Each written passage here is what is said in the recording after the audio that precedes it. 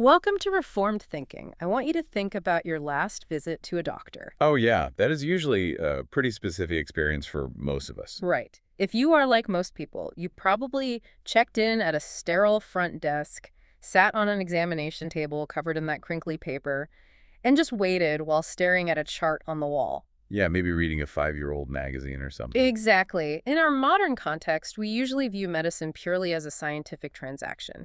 You present a broken arm, and the doctor provides a Or cast. you present an infection, and they write a prescription for antibiotics. It is clean, it is expected, and it is highly compartmentalized from the rest of our spiritual lives. But what if we completely shifted that paradigm? What if a medical clinic could function as a front line for the Great Commission? That is a massive question, and it Oh, really challenges how we view our daily work. it really does. So today we are doing a deep dive into some fascinating source material. We are looking at excerpts from the book Biblical Missions, Principles, Priorities, and Practices by Mark Tatlock and Burnett. Specifically, we are going to look closely at a chapter on healthcare missions, written by Carlin Wendler and Eva Flores. The goal of this deep dive is to unpack how clinical work operates as a highly structured discipleship strategy. We are going to outline the theological bedrock of healing. We will also break down the practical steps of medical mentorship and then look at two striking real-world case studies from the field. So let's jump right in. What stands out immediately in the source material is how it challenges our modern, highly secularized view of reality. Yeah, it really does. I mean, we live in a society that aggressively separates the physical body from the spiritual soul. But when we look at the biblical view of disease, that artificial separation completely dissolves. Right, because to establish our theological bedrock, we have to start at the very beginning of redemptive history. Yes, specifically looking at Genesis chapters 2 and 3. The biological reality is that sickness, cellular decay, and physical suffering were not original features of God's creation. They entered the human experience strictly through Adam's fall into sin. The curse that God pronounced on humanity in the garden made medicine necessary. Sickness is a direct, unavoidable result of living in a fallen world marked by total depravity. Hmm. And when we use the term total depravity in Reformed theology, we mean that corruption touches every single aspect of our existence. It does not just mean our thoughts are sinful, it means our biology is broken. Exactly. Our genetic code, our immune systems, and our physical bodies are all subjected to decay because of the fall. Yet, as we read through the Old Testament, we consistently see God revealing himself as the active preserver and healer of his creatures. Well, I have to stop you there and play devil's advocate for a moment because that is a massive theological claim. Sure, go ahead. If total depravity means we are cursed with sickness as a divine judgment, isn't intervening with medicine just fighting against God's ordained judgment? I know people who argue along those lines. Yeah, that is a really common pushback. They want to insulate God from physical suffering, suggesting he just watches it happen from a distance, or they assume we should just let nature take its course. Right. But if we are viewing this through the lens of the Westminster Confession, we have to talk about God's sovereign providence. The confession teaches that God ordains whatsoever comes to pass, yet without being the author of sin. So how does the believer reconcile the reality of a sovereign God with the daily work of treating disease? That is a crucial tension to resolve. The source material points us directly to the book of Job to understand this mechanism. Okay, what does Job say about it? In Job chapter 5, verse 18, Eliphaz notes, "For he inflicts pain and gives relief. He wounds, and his hands also heal." Wow, that verse really shatters the idea of a distant, hands-off creator. It does. It establishes that healing is fundamentally God's work. When a surgeon operates or when a nurse administers an IV, they are not acting outside of God's jurisdiction. The believer simply acts as God's agent in that moment. Precisely. The medicine does not heal apart from the sovereign will of the Creator. God is the one who designed the biological mechanisms of cellular repair, and he's the one who sovereignly oversees their function or failure. Therefore, treating disease is an act of participating in God's common grace. I like to think of physical symptoms as a check engine light for the human condition. Oh, that is a great analogy. Think about the last time the check engine light came on in your car. You do not just take a piece of black tape, cover up the dashboard, and pretend everything is fine. No, because that light is a visible indicator of a much deeper, invisible mechanical issue happening under the hood. In the same way, a fever, a tumor, or a virus operates as a flashing indicator light of the fall. It points straight to the root issue of sin and our separation from a holy God. And the source material gives us a visceral illustration of this concept from the Old Testament. It references Numbers chapter 21, which provides a vivid picture of this dynamic. That is the story with the bronze serpent, right? Yes, exactly. The Israelites are wandering in the desert, complaining and rebelling against God.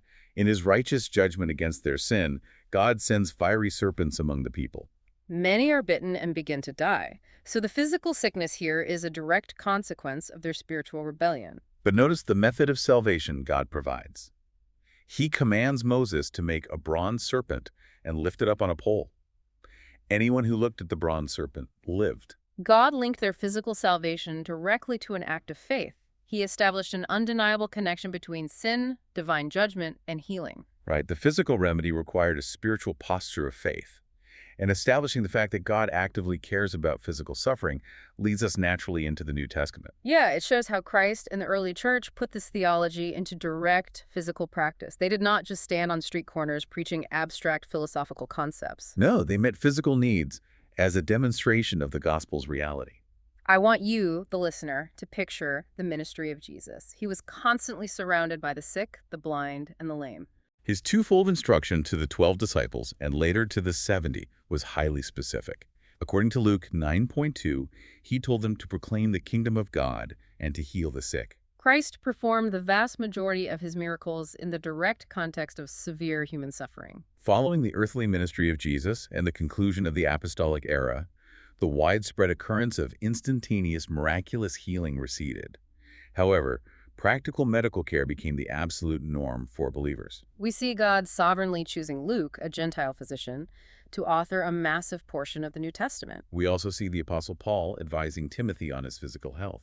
In 1 Timothy 5:23, Paul does not just tell Timothy to pray harder for his ailments. He prescribes a practical remedy, telling him to drink a little wine for his frequent stomach issues. The early church viewed caring for the ill as a direct outflow of the concept of the Imago Dei from Genesis 1. Because all people are made in the image of God, they possess inherent dignity and are worthy of physical care regardless of their social standing.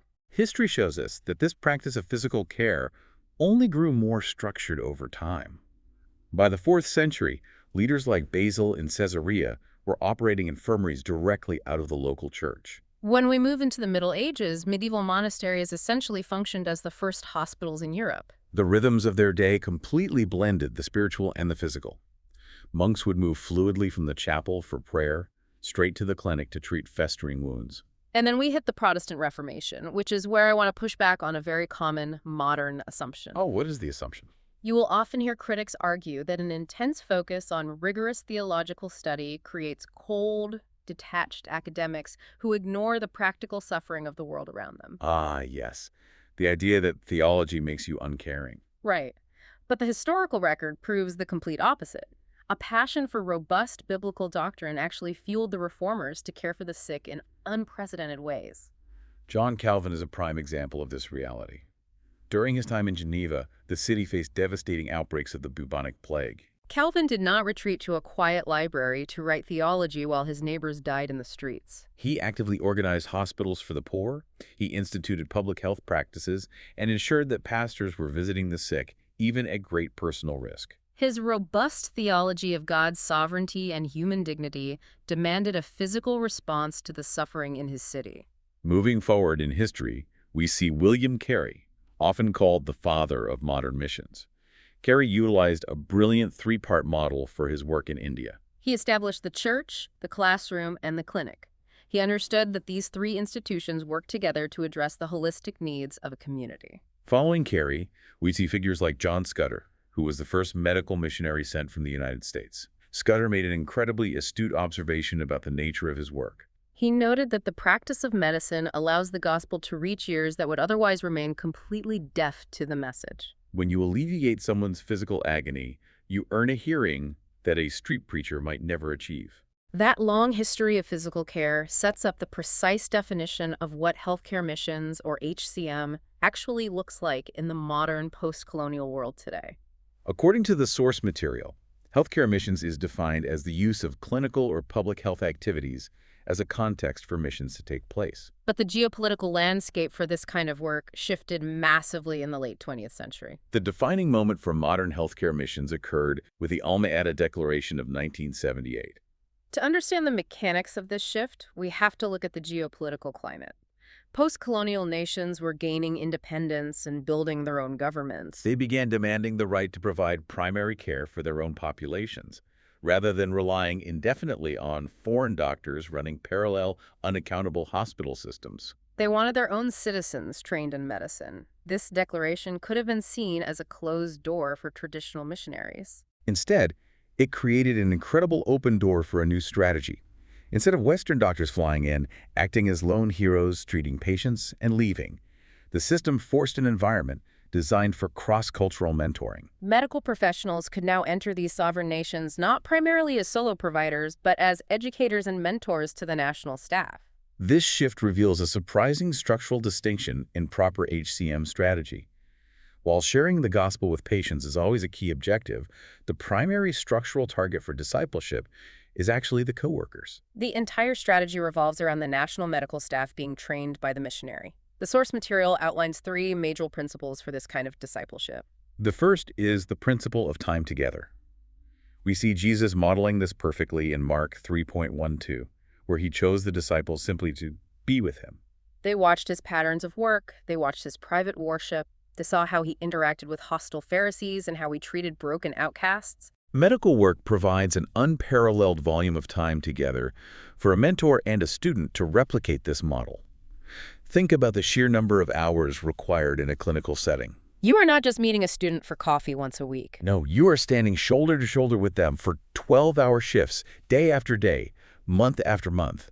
The clinical environment strips away any polished veneer. It is an environment defined by high stress, life and death stakes, and constant pressure. In that setting, a student does not just hear what a mentor believes, they see how that belief holds up under fire. I want you, the listener, to imagine that environment for a moment. You are a medical student working in an under-resourced clinic alongside a veteran missionary doctor. How does watching your mentor operate in that specific setting shape you differently than sitting in a Sunday school class? In a clinic, you are watching the mentor break devastating news to a grieving parent. You are watching how they handle the intense frustration of missing laboratory results or broken equipment. You watch them quietly push through hours of tedious late-night paperwork without complaining. You are watching their reformed theology, their belief in God's sovereignty and human dignity bleed out into their actual physical reactions to stress and tragedy. That kind of relentless exposure shapes a student's fundamental character.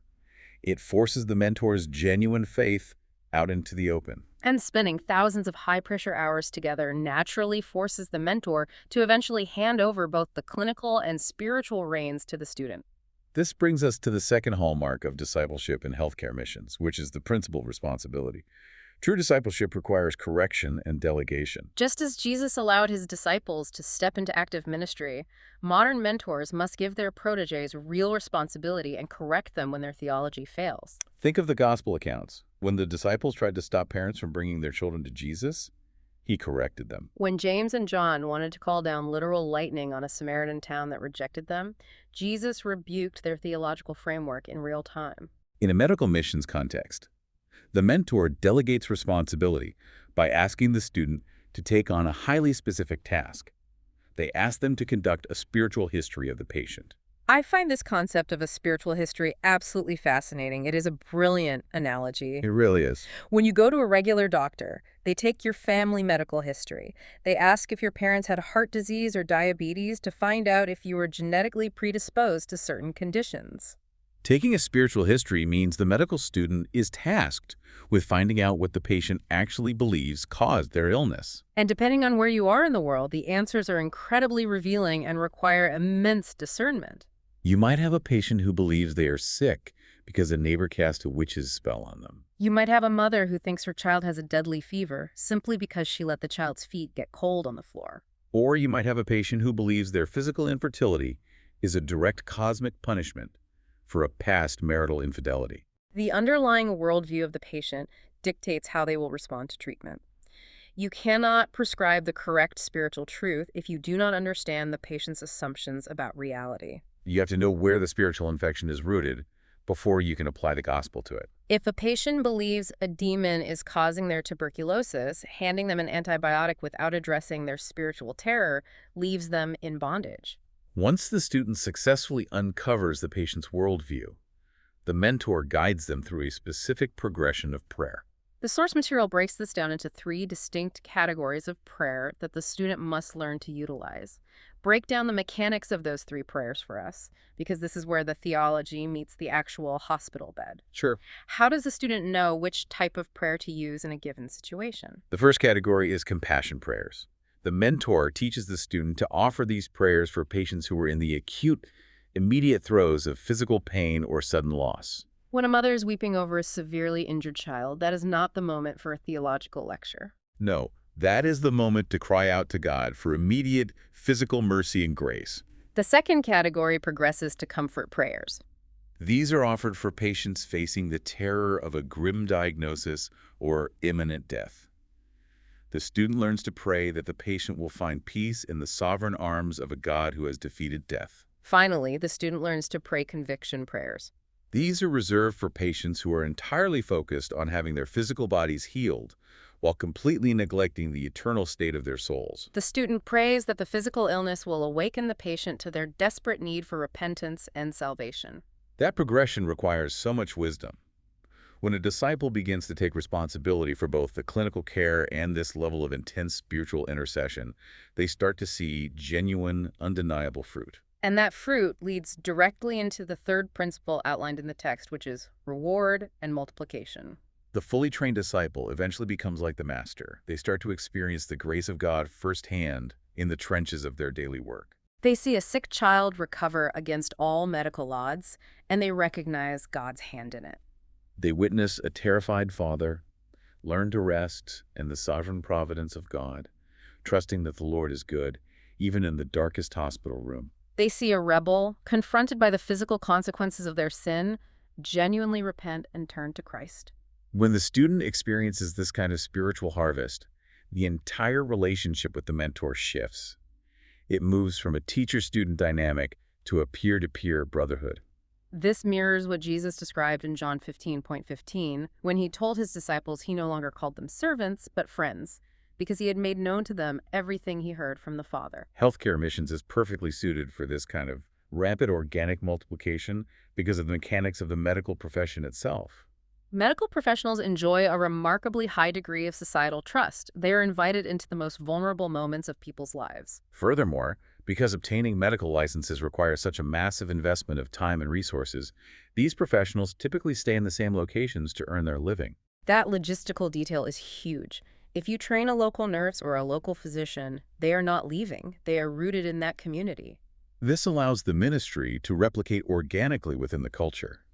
It completely bypasses the painfully slow process of a new foreign missionary having to spend years learning a new language, understanding the culture, and building trust from scratch. The local professional already has the language, the culture, and the trust. I also want to connect this to the Reformed view of vocation. In Reformed theology, medical work is not a secular worldly job that a Christian slaps a thin veneer of evangelism over. Treating a disease is a legitimate, God-ordained vocation. It is a holy calling used directly by God to build his church. The work of setting a bone or prescribing medicine honors God in and of itself because it pushes back against the curse of the fall. The work itself is honorable. But let's be realistic. We live in a fallen world, and human depravity guarantees that there will be massive obstacles to this work. Oh, absolutely. What threatens this biblical model? If the methodology is so brilliant, why isn't every medical mission thriving? The source material outlines 3 major pitfalls that constantly threaten to derail healthcare missions. Let's look at the first one, which is a shallow integration of witness and work. We have to understand the mechanics of how doctors are trained today. Secular medical training actively opposes mixing faith and clinical practice. A Christian physician might spend over a decade in rigorous medical school and residency, and during that entire time, they might never once be encouraged or even allowed to pray with a patient. They are conditioned to be purely materialistic in their approach to the human body. This secular conditioning creates a highly dangerous scenario on the mission field. You can have a brilliant, highly skilled surgeon arrive in a foreign country, but they remain completely unequipped to diagnose a spiritual need. They have been trained to see the patient just as a collection of failing organs, rather than an eternal soul carrying the image of God. They might fix a hernia perfectly, but completely ignore the patient's spiritual state. The second pitfall, and perhaps the most insidious, is neglecting the local church. This is often described as the trap of following the funding. I want to dive into that because the economics of mission work can be incredibly deceptive. How does funding pull a missionary away from the local church? It happens because wealthy donors and secular aid organizations are usually very eager to fund tangible, physical projects. They will eagerly write massive checks to build a state-of-the-art pediatric operating room or a brand new maternity ward with their name on it. But those same donors have zero interest in funding the theological training of local church leadership. If a missionary is not vigilant, the hospital will stand in absolute grandeur, completely funded and sparkling, while the local church a mile down the road is left in total disrepair, lacking trained pastors and resources. We have to anchor ourselves to Matthew 16:18. Christ promised to build his church. He never promised to build a hospital. The local body of believers must remain the absolute center of any mission work or the mission has failed. Which brings up a really difficult practical question for you, the listener, to consider. Imagine you are a missionary doctor. How do you balance the immediate, literal bleeding of a patient right in front of you with the invisible, eternal needs of their soul? That is a daily struggle for these workers. How do you do that without being completely crushed by the sheer volume of need? If your waiting room has 200 sick people in it every single morning, how do you stop to disciple a coworker or share the gospel with a patient? The demands of the physical body scream so loudly. The source material points us back to the example of Jesus in Mark chapter 1 to answer this. Christ was surrounded by massive crowds demanding physical healing, yet he purposefully withdrew to desolate places to seek spiritual solitude and pray. He did not heal every single person in Israel. Yeah. He prioritized the mission of the gospel over the unending demand for physical relief. That prioritization leads directly to the third pitfall, misunderstanding the nature of poverty and human suffering. It is very easy for compassionate people to treat physical relief work as the final, ultimate expression of the gospel, rather than viewing it as a bridge to declaring truth. If a missionary misdiagnoses the root cause of human suffering, which, as we established from Genesis, is sin, they will provide the wrong treatment plan. Providing clean water, malaria nets, and antibiotics is a good biblical mandate. We should do those things. But if the work stops there, it falls drastically short of the Great Commission. We are just making people healthier on their way to eternal separation from God. To see how believers avoid these massive pitfalls and successfully blend physical and spiritual care in the real world, the source material provides two incredibly vivid case studies from the field. Let's look at the first case study. This is the story of Ava Flores, who works as an urban medical consultant in an unnamed Muslim-majority city. Ava and her husband were initially drawn to big cities and unreached people groups after reading the works of John Piper. Ava is a highly trained, U.S. licensed physician associate. She had the skills, she had the desire. But when she arrived in her host country, she hit a massive legal wall. She could not legally practice medicine there as a foreigner. The government simply did not allow it. Think about the emotional and psychological toll of that situation. Ava had to undergo a severe, humbling process. She had to strip away her pride and her identity as a medical professional. She was living in a neighborhood surrounded by people suffering from preventable diseases. She was attending funerals constantly, yet feeling legally paralyzed to intervene with the medical skills she spent years acquiring. However, her frustration led to a brilliant, innovative solution.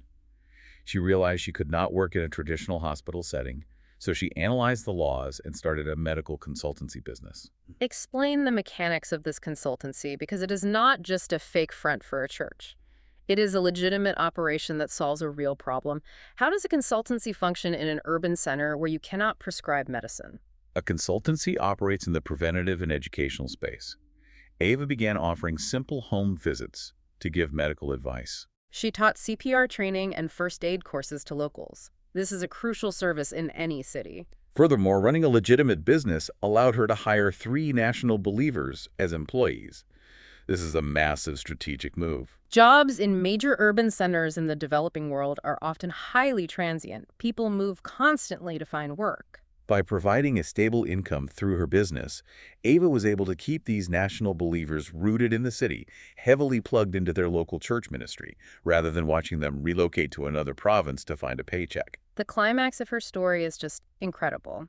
Through this consultancy, Ava's husband met some street food sellers near their home. In the course of conversation, they learned that one of the men's wives had advanced stage cancer. Ava and her coworker, an Indonesian nurse, were welcomed into the home to provide care. They provided crucial end-of-life palliative care to this Muslim mother of four. They managed her physical pain, they washed her, and they cared for her dignity. But they also shared the gospel and prayed with her extensively before she passed away. Ava and her team believed the woman's response to the gospel was genuine. But here is the massive twist in the story. It was only after the woman passed away that Ava discovered who the woman's family was. The woman's father-in-law was the newly elected leader of their entire district. The impact of their physical care on that community leader was undeniable. This devout Muslim district leader was so moved by the tangible love, dignity, and medical service they provided to his dying daughter-in-law that he completely opened up the community to their presence. He saw that their faith produced genuine sacrificial love. When Ava's church plant was ready to begin gathering publicly, it was this exact district leader who provided the required legal documentation and signatures to make their church official. If we analyze the mechanics of this strategy, a legitimate medical business acts as an invisible gateway into otherwise impenetrable homes. A known medical consultant visiting a sick neighbor to check vitals or offer palliative care draws zero suspicion from the community. It completely bypasses the cultural and legal backlash that a strictly religious visit from a foreign missionary would instantly trigger. It is a perfect integration of vocational skill and God's sovereign placement. Ava used the exact tools she had available within the strict legal boundaries of her host country, and God used that specific consultancy to open the doors for a local church. Now, from an urban center in an unnamed Muslim-majority city, we move across the globe to a rural hospital ward in Africa for our second case study. This story, provided by Carlin Wendler, proves that these principles of discipleship hold true across vastly different cultures and clinical settings. This case involves a senior medical student named Arlene and a 27-year-old patient named Fantine who was admitted to a hospital in Burundi. We need to understand the severe context of Fantine's situation. Fantine was a single mother, and she was actively dying of AIDS. She had reached a point of absolute despair. She had abandoned her 5-year-old son, leaving him with relatives, and she had completely stopped taking the antiretroviral medications that were keeping the HIV virus in check. She had essentially given up on life. During morning rounds, the medical team stood at Fantine's bed. The attending professor, holding the clipboard, asked the medical students for a treatment plan based on Fantine's extensive problem list. This list included opportunistic infections, sexually transmitted diseases, and severe clinical depression. Picture that scene. You have a professor evaluating students in front of a dying patient. The professor is focusing entirely on the physiological origins of her condition, looking for a purely materialistic pharmaceutical answer. But Arlene, the senior medical student, correctly diagnosed the absolute root of the issue. She looked at the chart, looked at the patient, and told the medical team her main problem is her sin and separation from God. When the professor, likely shocked by this response, asked what the prescribed treatment should be, Arlene replied, "She needs to hear and believe the gospel." That is an incredibly bold statement to make in a clinical, academic setting. It demonstrates that Arlene had successfully internalized the theological bedrock we discussed earlier. She saw the check engine light of the physical disease and identified the broken engine of the soul. The professor, to his credit, allowed this. He actually offered to help Arlene present the gospel to Fantine. Wow, that is a big deal, but Arlene politely declined his help, right? Yes, noting that her fluency in the local language of Kirundi was better than his. Arlene pulled up a chair, sat down, and spent an hour sharing the good news of Christ's atoning work with Fantine in her native tongue. Fantine responded in faith. She believed the gospel. And the source material notes that the immediate, visible peace that washed over her was so striking that it impacted the rest of the room. A 33-year-old woman in the neighboring bed who was dying of stomach cancer watched this entire interaction. She saw the radical change in Fantine's demeanor and asked to hear the same message. Both women were saved that afternoon in that hospital ward. The results of that single afternoon were comprehensive and holistic. The woman with stomach cancer was discharged the next day on palliative care, going home to spend her final days with her family enveloped in the peace of Christ. Fantine's entire trajectory changed. Her soul was healed, which motivated her to address her physical reality. She resumed her antiretroviral medications. She began caring for her son again, pulling him back into her life. She plugged into a local church. And in a beautiful display of the fruit of the Spirit, when the professor who had led those morning rounds later fell ill himself, Fantine actually traveled back to the hospital specifically to check on him. Arlene, the medical student, had successfully treated the physical reality of AIDS, but she addressed the curse of the fall first. She recognized that Fantine's physical decay and her despair were symptoms of a much deeper separation from her creator. This brings us right back to the theology we established at the very beginning of this deep dive.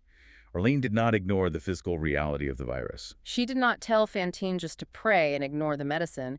She used her medical training to its fullest extent. But she understood that true holistic healing requires addressing the spiritual rot at the core of the human condition. The overarching vision of healthcare missions is beautifully summarized in the source material.